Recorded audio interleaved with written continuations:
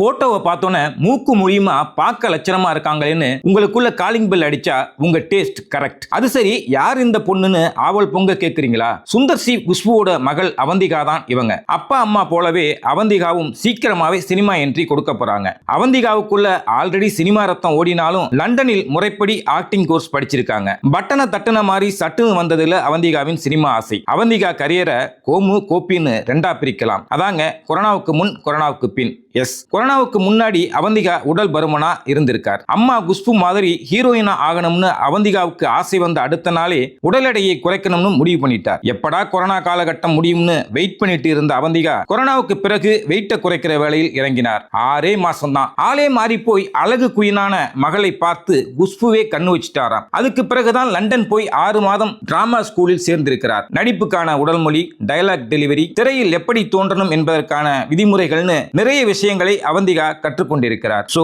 கத்துக்கிட்ட மொத்த வித்தையும் காட்ட ரெடியாகிவிட்டார் அவந்திகா. சினிமா என்ட்ரி கொடுக்கிறது பத்தி அவந்திகா என்ன நினைக்கிறாங்க? அவந்திகா சொன்னதே கேட்கலாம். அம்மாவோட ஜீன் என்கிட்ட இருக்கு.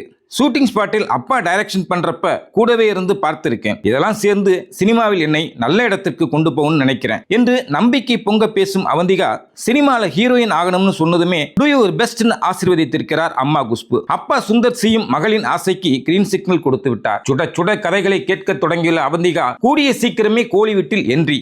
All the best Avantika.